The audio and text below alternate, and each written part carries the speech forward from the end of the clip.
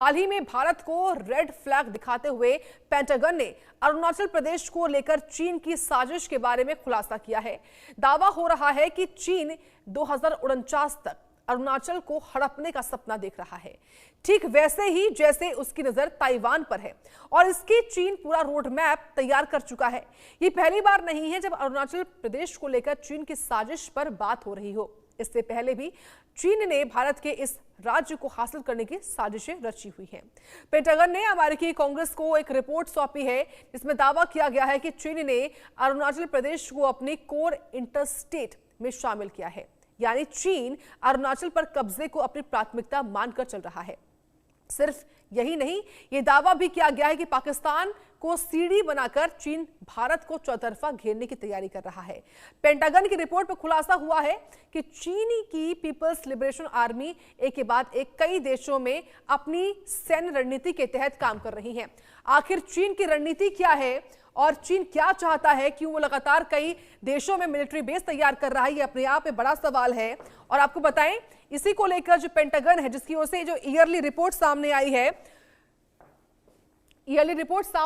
उस रिपोर्ट में तमाम तरह के इनपुट्स मिले हैं और उन्हीं इनपुट्स के आधार पर आपको कुछ जानकारी अभी ग्राफिक्स के माध्यम से हम आपकी टीवी स्क्रीन पर रखेंगे कि जो ये रिपोर्ट सामने आई है, इस रिपोर्ट में आखिर है क्या, पेंटागन की रिपोर्ट में क्या है, ये आपको ग्राफिक्स के माध्यम से बताते हैं कि इस तरीके से अरुणाचल प्रदेश में देखिए जो कब्जा चाहता है चीन, ये जानकारी है। साथ ही साथ आपको बताएं कि अरुणाचल चीन की कोर इंटरस्टेट में शामिल है। इसके अलावा 2049 तक अरुणाचल को हड़पना चाहता है चीन, ये जानकारी जो है वो सामने आ रही है।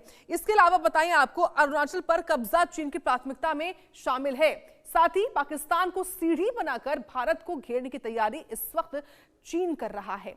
अरुणाचल को तिब्बत का हिस्सा मानता है चीन, ये भी आप समझिए। ये पेंटागन की रिपोर्ट में है, ये तमाम वो बातें शुमार है, ये तमाम तरह के वो इनपुट्स हैं जिनको लेकर जानकारियां सामने आ रही हैं।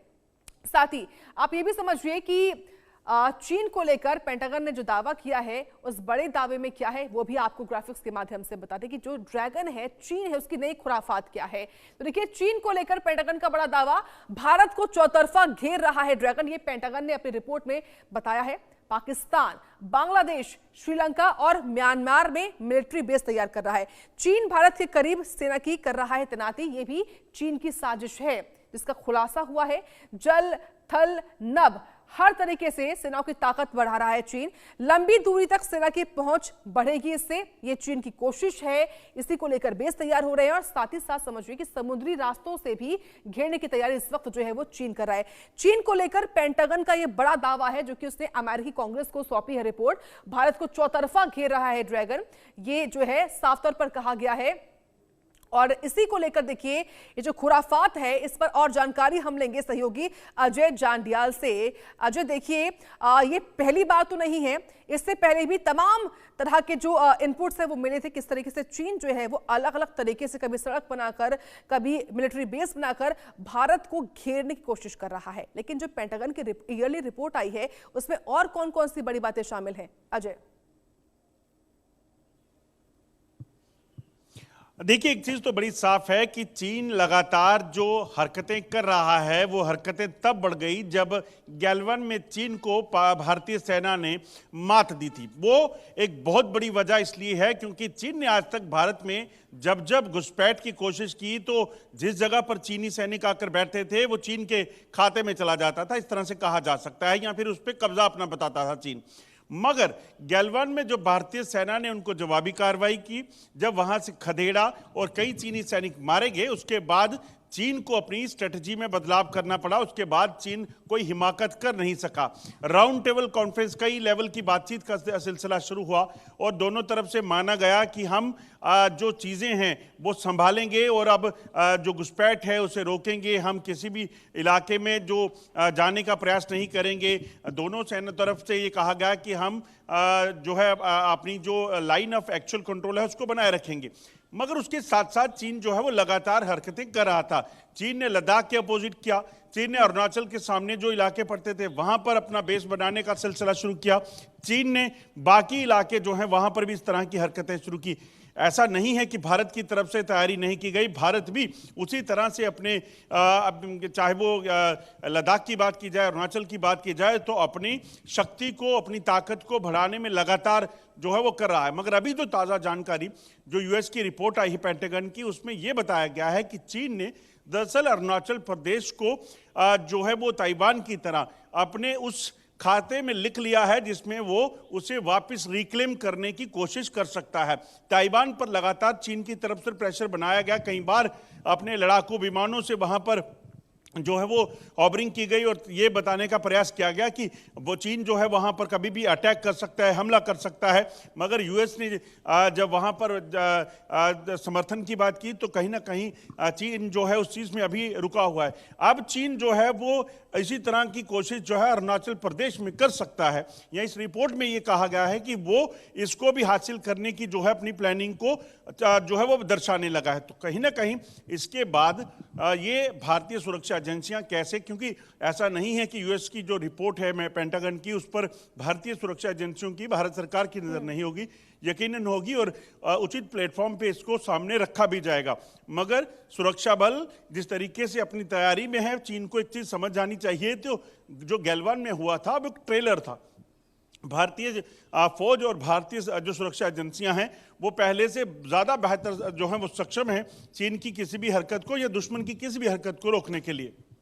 बिल्कुल निश्चित तौर पर अजय, लेकिन देखिए डिफेंस एक्सपर्ट भी ये बात कहते हैं कि पेंटागन की रिपोर्ट में तमाम जो बातें हैं वो कोई नई बातें नहीं है, ये चीन धरातल पर लगातार कर ही रहा है और भारत उसका मुंहतोड़ जवाब देता भी है जब समय आता है। लेकिन मैं आपसे समझना चाहूंगी, पेंटागन की ईयरली रिपोर्ट आने के बाद भारत सरकार का रुख किस तरीके से रहता है?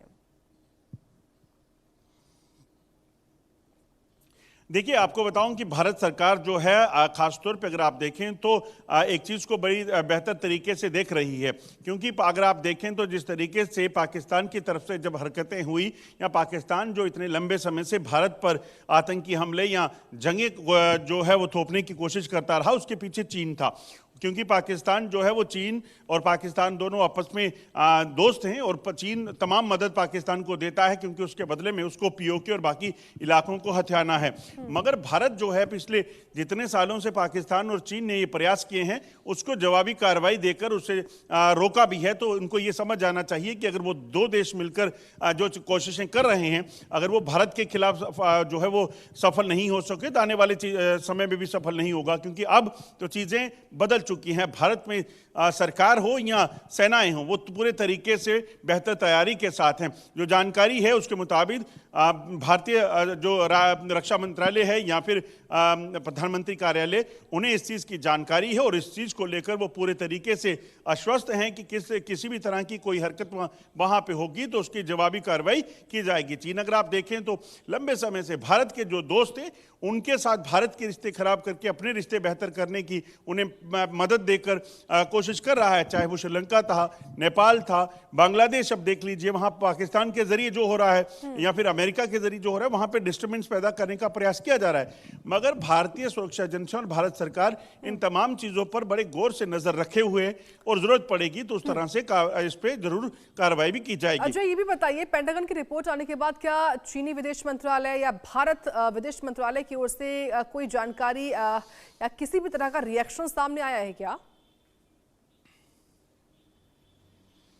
देखिए, अभी तक इस रिपोर्ट पे ऑफिशियल स्टेटमेंट ना तो पेंटागन की तरफ से पेंटागन की रिपोर्ट के ना तो चीन की तरफ से आया है और ना ही अभी तक भारत की तरफ से इस पे कोई चीज़ कही गई है। मगर यकीनन दोनों जो चीज़ हुई है उसको लेकर भारतीय सुरक्षा एजेंसियां सतर्क होगी, क्योंकि एक चीज़ और देखनी होगी, क्योंकि अमेरिका भी पिछले दिनों भारत ने जो रुख अपनाया है आत्मनिर्भर होने का और अपने फैसले खुद लेने का, वो कहीं ना कहीं अमेरिका को भी सूट नहीं करता है। तो ऐसे में अमेरिका जो रिपोर्ट छाया कर रहा है उस पर एकदम से चीज़ों पे जो भरोसा कर लेना वो भी ठीक नहीं होगा। भारत बिल्कुल सूझबूझ से इस पर कहीं ना कहीं अपने फैसले लेगा और उसके बाद ही अगला कदम क्या होगा उसे उठाएगा।